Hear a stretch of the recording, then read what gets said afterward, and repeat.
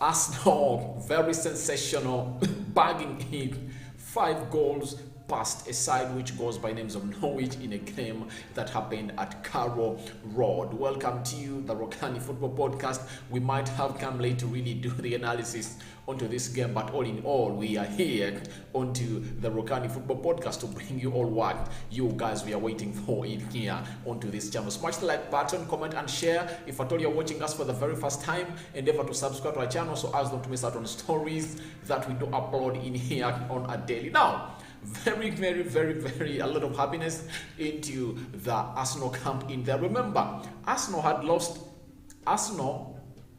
won just one game in the last 4 games. Remember, they lost to Liverpool, they lost to Manchester United, they won against Newcastle, and they lost to a team which goes by names of Everton in there.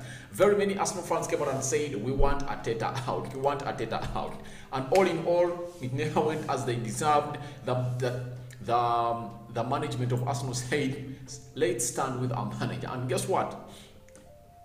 Arteta is trying to pay off. He is trying to make changes in there. One of the boldest moves he made that showed me that Arteta is one of the best managers, or he's going to be one of the best managers, the decision making he made of throwing Aubameyang down the bus as he did to Mesut Ozil. Ever since then, Arsenal has scored, ever since they threw away Aubameyang from the Arsenal starting lineup and away from the training ground, Arsenal is scoring very many goals. In this game, they've scored 5. In the game of Leeds, they scored 4. Yeah, in the game of Leeds, they scored 4. I really want to be more exact on this. In the game of Leeds, they scored 4. In the game of West Ham, they scored 2. In the game of Southampton, they scored 3. You get? Remember, he was kicked out of the team after the Everton game. And in the game of Southampton, they scored 3. In the game of West Ham, they scored 2. Those are 5. In the game of Leeds, they scored 4. Those are 9. In the game of Sunderland, they scored 5. Those are 14. In the game of Norwich, they've scored 5. So in the last 5 games, Arsenal has close to 20 goals. What an improvement. It shows you that there had been something that Aubameyang was doing to this team, by the way, because he was costing this team, and I think the mobility in front of goal was not as much as it is when Lacazette is leading the line. You've seen Lacazette today. He's leading the line, and you've seen his runs in there. But all in all, very many players have impressed me today. Kieran Tierney, Ben White, Odegaard, Emily Smith-Rowe, and Bukayo Saka. Most of the people have been looking at Bukayo Saka, and I think he has been really great and scored two good quality goals in there. But guys, let me first talk about this man. He is the unsung hero in this game. He is Odegaard, coming in from Real Madrid at 30 million euros to Arsenal, and he said he was here to really lift up his career because Real Madrid signed him when they thought that was going to be one of the biggest talents into the world, but it never happened in there. He came on loan in January, played very well for Arsenal until the summer, and then Arsenal went back for him from Real Madrid and bought him permanently. By the way, Odegaard was somehow benched for the last 3 games in there, but in the recent 5 games that he has started for Arsenal, he has been one of the pivotal players that Arsenal doesn't want to play without. Odegaard. Let me tell you the importance of Odegaard into this game that Arsenal won today. He released Bukayo Saka to score the first goal. He then released Kieran Tierney to score the second goal of Arsenal, to give Arsenal a 2-goal lead into this game. What does that show you? It shows you that it shows you that Odegaard was responsible for Arsenal to go forward, because in the game of football, the most hardest thing is to create a goal. Scoring a goal is easy, but seeing out that pass to the forward of your teammate to really score it, it's hard. That pass that he passed in through to a guy who goes by names of Bukayo Saka reminds me of that pass that Xavi Hernandez passed to pass to Pedro in the UEFA Champions League finale of 2008 in there when they beat United in there, and Pedro scored. And this same pass, I've seen it Odegaard do it to Bukayo Saka, and Bukayo Saka never disappointed in there. Odegaard has to assist into this game. He has been scoring goals, and you've seen him that if he does not score a goal, he either is responsible for an assist or a secondary assist. That is Odegaard in there for you. So to me, I really feel like Odegaard is the unsound hero in this game that Arsenal has just won in there. I don't know what you guys think about it, but you can go into the live chat and tell me what you think about Odegaard. To me, I really think that Odegaard is the hero that is not being talked about and credited into this game, because he was responsible for the 2 goals that Arsenal scored in the first half. One, Bukayo Saka, and Tierney in there. So he played very well, and his ball distribution is improving. And the second goal of Tierney has gone ahead to prove right. Kosi Arsenal podcast who came out and told me that Odegaard would have been the best player at Arsenal, but he does not have players who make those particular runs that call for him to do that pass or release them from afar. Now, that has been evidenced today in that second goal of Tierney. You saw Tierney made that run, and guess what? Odegaard released him near the center. You get, and released him off. Tierney pressed in, and it hit the ball in the back of the net in there to give Arsenal a second lead. So what does that show you? That when you make that run, you'll see that Odegaard pass coming through. Even that backheel goal that that Nketiah scored in the game of Sunderland in the midweek, you saw that pass that released Nicola Pepe before he passed through the ball in the legs of the left back of a team which goes by the names of Sunderland to get that assist for Nketiah in there. So what does that show you? It shows you that Odegaard is improving day in, day out. And by the way, to me, I really want to strengthen all Arsenal fans. Odegaard has not yet reached his potential. He has not yet reached his ceiling. That is just a bit of him. If you want to see the best of Odegaard, bring in a striker who can make good runs like Ishak, like Calvert-Lewin, like Vlahovic. You'll see the best of a man who goes by the names of Odegaard. He released him left, right, and center. And if at all Arsenal can get these people that can really make runs, though Martinelli is trying to make those runs off the wing in there, because Bukayo Saka is not good at making those runs that really, because he's not a fast player, you get. But Martinelli really tries to call for the serviceness of Martin Odegaard in there. We go to another player who goes by the names of Tierney. Played very well, scored a goal, and he looked good going forward in there. And all in all, I really liked him in there. Thomas Partey looked good into this encounter of Arsenal as they took on a side which goes by names of Norwich. Lacazette. He is the man responsible for this win also. Those runs that has been making in there. He scored a penalty, and that penalty was because a man who goes by names of Martinelli was brought down into the box, and the penalty was awarded, and that was the 4th goal of the game. The 5th goal of the game was scored by Emily Smith-Rowe, a lad that we have to talk about at length. He has scored 8 goals in there. That is Emily Smith-Rowe, and is the top scorer for a team which goes by names of Arsenal in the Premier League. You get, he's scoring for fun, being shifted out of position from the central attack midfield of the area to the left attacking side, and he now comes off the bench because Martinelli looks like he is the informed player at Arsenal and no one can stop him in there.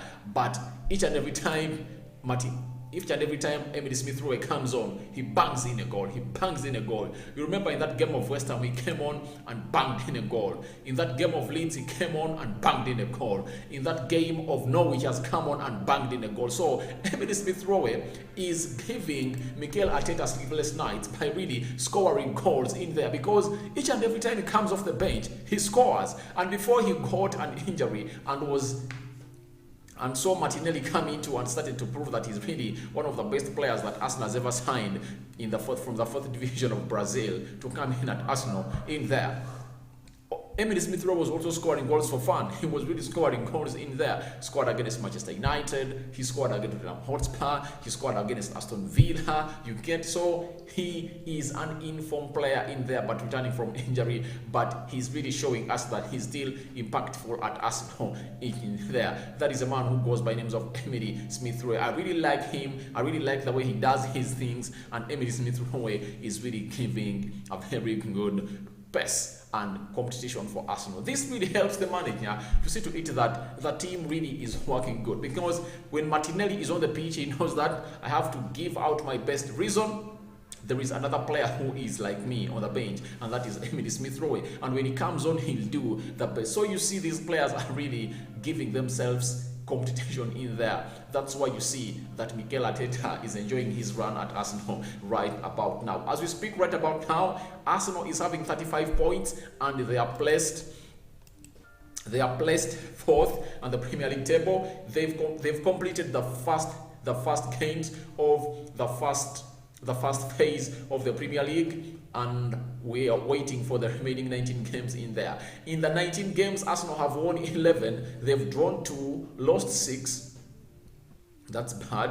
Scored 32 goals, conceded 23, and they have a goal difference of 9 in there with 35 points in there. So Arsenal, if at all they are ready to settle into the 4th position in there, they have to reduce on the number of games that they lose. 6 games, they've conceded 23 goals in there. Those are very many goals in there, but all that came through at the beginning of the season, because remember, they lost to Brentford by 2-0. They lost to Chelsea by 2-0. Those are 4. They conceded another 5 from a team which goes by the names of Man City to make it 9. They conceded another 4 from Liverpool in there to make it 13 in there. So that's how it has been for a team which goes by names of Arsenal. But they really try to come up and do the needful and get their goal difference back in there. But if at all United wins all its games in hand and Tottenham Hotspur win all its games in hand, Arsenal will go back to the 6th position in there, because Tottenham will be 4th, United 5th, and Arsenal will be 6th in there. But all in all, it looks good, because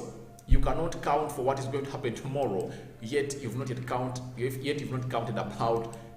counted something that's just happened today, because today it's obvious Arsenal have won all their games and they complete their 19 games. United have 3 games in hand. You don't know what's going to happen in there. They have a Brighton, they have a Brentford, and they are playing against Newcastle tomorrow. So we wait and see what is going to happen in here onto the Rokani Football Podcast. And remember, we always come through and bring you the latest intervention and interviews in there, and breakdown of each and everything as it goes down in there. Smash the like button, comment and share. 3 people watching in, smash the like button, show us the love, subscribe to this channel if at all you're watching us for the very first time. Now let's go to Ben White. Guys, Ben White is really a very quality defender, and whoever matches people keep saying that he is good because he's playing alongside a man who goes by the names of Gabriel Magalhaes in there. But even in the midweek, he played alongside Rob Holding, and he played very, very well. That is a man who goes by the names of Ben White. But I really like his composure in there, and he really gives Arsenal a different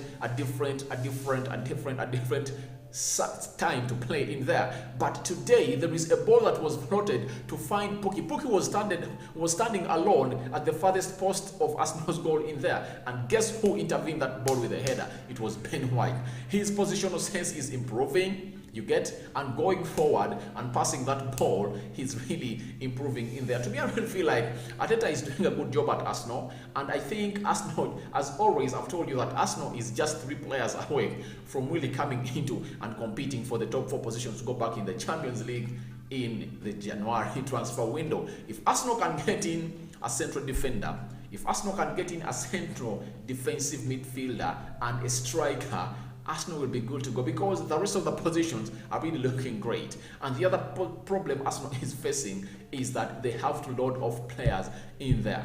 You get, if you're not using El Nini, sell El Nini off, bring in a player who is going to compete with Granit Xhaka, Lokonga, Thomas Partey in there for those positions in there, because El Nini is supposed to be playing into that position, but he is not competing. He's not at the level of Granit Xhaka, Lokonga, and Thomas Partey. You get? So that means you should get in a player who can really come out and really bring in the competitive mode in the team which goes by the names of Arsenal in there. The other players are supposed to be offloaded. I think Aubameyang should be sold. Pepe should be sold because he's not being used. Even if Arsenal is leading by like 5-0, he does not get a chance to come onto the pitch. I think it's better for him to be disposed of and get in a player who is really going to come in and be competitive at a team which goes by the names of Arsenal. So I really feel like it's really a pleasure for Arsenal to be having a very wide squad in there, but those offloads should be made to create space for new incomings in here at Arsenal in there, because just imagine if at all Arsenal gets in a Vlahovic or an Ishak in there and they go in and bring in a Yofis Bissouma in there, though I've really read a story that Newcastle is into for Yofis Bissouma in there, and I think it's going to be very easy for a team which goes by names of Brighton to sell off Yefis Bissouma. Reason being, they have in a new player. Is it called a Panko in there? Panko, who plays into the central defensive midfield in there, and I think they can get some £50 million from Yefis Bissouma in there. And I think Yefis Bissouma, if at all is put on market, very many teams would like to have him. Liverpool, Manchester United, Arsenal, Chelsea, Tottenham Hotspur. Very many teams like to have a Bissouma for them in there. But the problem is, for now in January, a team cannot really sign in a Bissouma because he's going into for the African Cup of Nations, and however much they are really going to play until the 22nd of January and they go into rest, but they are really going to miss him. Bringing in a Yefis Bissouma indicates that you are really wanting a player to start off or to hit the ground running immediately. You get? If Arsenal brings in a Bissouma, they want him to start off immediately. So that means that can be a summer signing only, not a January transfer signing, because a January transfer signing has to be an immediate signing. That means that it's the only jigsaw missing into your puzzle to come and fill it in. You get? So that means it's supposed to be an immediate and something that's ready to act in immediately. That is really something that Arsenal should really go in for. So that is really going to hinder Yefis Bissouma from coming through here at a team which goes by names of Arsenal to get that January transfer signing in there, because when you look at Manchester United, they need a CDM and they cannot really go in for him. One, he is not that they want. Sorry, he is the player. He has the qualities of the player that United wants, but there is one hindrance. He is going to be away for some games in there, because in January United is going to play close to 4 or 5 games in there. Arsenal the same in there, because they are playing. No, for Arsenal they're really going to have very many games in January in there, because when you look at Arsenal in January, when you look at their fixtures, January fixtures, they are really tricky. Their game against Wolves has been pulled off. You all know that. The game has been pulled off against Wolverhampton Wanderers. So that means Arsenal is going to play again on 1st January, with Man City. You get? They have 2 games of the EFL against Liverpool in there. That is in January. They have to play against Nottingham Forest in the FA Cup. Third round, those are 4. They have to play against a team which goes by the name of Tottenham Hotspur on the 16th of January, and they will close it up on the 22nd with Burnley. So Arsenal has 1, 2, 3, 4, 5, 6 games to play in January, and if at all they need a seed here, they cannot go in for Yefis Bissouma. Maybe if at all they are going to sign him at the end of the transfer window, because the Premier League is going to go into a rest of 2 weeks. After, I think they are going to be 3 weeks after 22nd January in there. It's going to go in a recess in there, and it will return on the 10th of February in there. So I really feel like it looks to be like Arsenal is into a very good season in there, and they are really playing their cards very well, and Mikel Arteta is really playing his cards very, very, very well, and Arsenal fans are really happy for this. But when you look at how this game has ended, it really shows you that Arsenal is a more improved side, because Manchester United was being killed at this stadium, which goes by the name of Carrow Road. They almost fought for their lives to get the 3 points in there. So Arsenal looked very good. Odegaard is one of the players that I can really hint to compete for the man of the match today, but obviously Bukayo Saka, having banged in 2 goals in there. I think you are all going to go in and give the man of the match accolade to Bukayo Saka in there. Smash the like button, comment and share. Go into the live chat and comment section and tell me, who do you think deserves to be the man of the match for this game?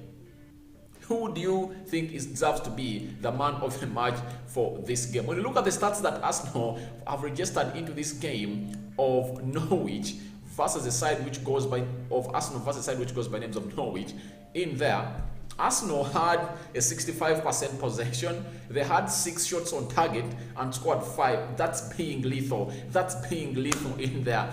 Arsenal were very lethal in front of goal. 6 shots on target, 5 goals in there. Oh my God. If Arsenal can really keep up that match, that shows you that they can really come up and compete. Arsenal had 585 passes completed, 84% passing accuracy, 7 fouls, 2 yellow cards, and 2 offsides plus 4 corners in there. So that shows you how good Arsenal has been today. But to me, I really feel like Arsenal fans need to give a lot of shout outs to a man who goes by names of Odegaard. Odegaard is one of the reasons as to why Arsenal has won this game. Bukayo Saka scoring a brace is good, but a player who really keeps up that assist or puts up that assist is really way above anyone in there. So we wait and see how Arsenal prepare against Man City, because that's the team they are playing on the New Year's Day. That is the 1st of January 2022, and I don't know how Arsenal is really going to go ahead and really protect itself from the humiliation that they faced in the 3rd game of the season where they played Man City, and Man City put 5 goals past them in there. And they have all reasons to worry, because Man City today has just played a team which goes by names of Leicester City, and they've put 6 goals past Leicester City. The game has ended 6-3. So that raises all the fear to a team which goes by names of Arsenal in there, because Man City is scoring for fun. Gundogan is scoring, Gabriel Jesus is scoring, Sterling is scoring, and that is the next game of Arsenal. And Arsenal needs to win this, because if at all they don't, and United wins all its games, it will be 4 points ahead of Arsenal.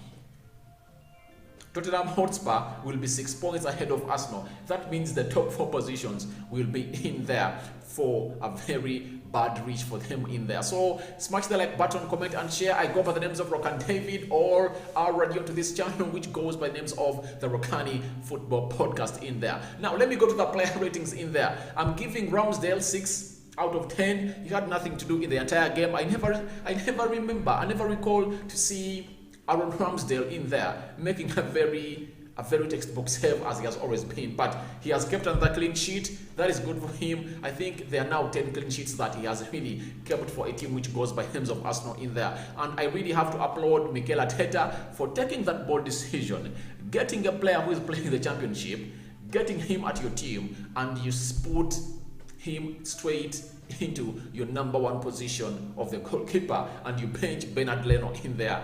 And the good thing with Aaron Ramsdale, he has not disappointed his manager, who goes by the names of Mikel Arteta. We go to Cedric Soares. I'm giving him a 5. I don't remember him doing a lot in there. Kian Tierney, that is an absolute 8 in there for you, because he really scored a goal in for a team which goes by names of Arsenal and defended very well. Going forward, he was really on point, and he really represented a team which goes by name Arsenal very well. Ben White, a 7 out of 10. He really played very well alongside Gabriel Magalhaes, and I like their composure in there. Gabriel Magalhaes, a 6 out of 10 in there.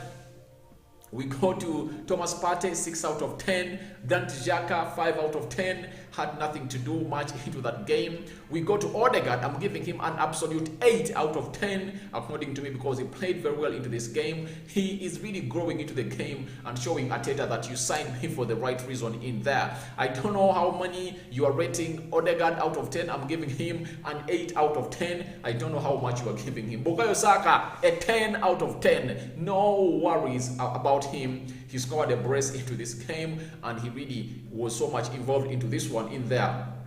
And it's good to see him really come out through and do the needful for his team, which goes by the names of Arsenal. Martinelli, a 6 out of 10. He was responsible for the first goal. He really did a very good press, and he created pressure. Norwich lost the ball, and guess what happened? It really found Granit Xhaka, Lacazette passed in Odegaard, and Odegaard released a player who goes by the names of Bukayo Saka, and Bukayo Saka scored that first goal for a team which goes by names of Arsenal in there for you. We go to Lacazette, a 7 out of 10. He deserves it. Well deserved play. Emily Smith-Rowe, a 6 out of 10. I think those are the players that I can really remember off my head that really enjoyed this game in there for you, as Arsenal really came up and played very well to see to it that they won this game of football against a side which goes by the names of Norwich in there. For those that are really going to watch this video after, you can go into the comment section and tell me what you think about Arsenal winning this game by 5-0. Who was your man of the match? Man of the match, Bukayo Saka. I really felt like Odegaard could compete, but you know, this game of football, someone who scores goals, and if I told someone like Bukayo Saka who really scores a brace does so, because Martin Odegaard has always put in those assists for team which goes by names of Arsenal always, but Bukayo Saka, when did you last see Bukayo Saka scoring a brace? When did you? So I think for his brace, he deserves to be given that man of the match accolade today. That is Bukayo Saka in there for you in there. And I really want to know what you guys have for me in the comment section below, for those that are really going to watch this video later. If at all you're watching us for the very first time, endeavor to subscribe to our channel so as not to miss out on stories that we do upload in here on a daily. I go by the names of Rokani David, aka RD. You can look for us Facebook, Twitter, Instagram, Rokani Football Podcast, and you can really find the fun in there as we do this always. Smash the like button, and if at all you've just joined us in, go into the comment section. Tell me who your man of the match is. I've thrown in my match ratings in there. I've rated the Arsenal players. I don't know how much and how far you are really going to give them in there. This is the Rokani Football Podcast. We sign out for now, and tomorrow we are really going to be back with all the news of very many other teams in there. Manchester United is playing tomorrow against Newcastle, and I know Arsenal fans are really saying Manchester United should lose in there, but I really feel like United is going to go in and get that win in there for you. That's what we had for you on the highlights and match reaction show in here. Norwich 0, Arsenal 5. Bukayo Saka banging in a press. Kian Tierney scoring from the left side, being released by Odegaard. Emily Smith-Rowe scoring, and Lacazette scoring a penalty after Martinelli was fouled into the 18 yards box area of the opponent, who goes by names of Norwich in there. Remember, Martin Odegaard has bagged himself a brace of 2 assists in there for you here onto the Rokani Football Podcast. My man of the match is Bukayo Saka. I don't know who your man of the match was into this game. I sign out for now. See you later, and that is probably going to be tomorrow.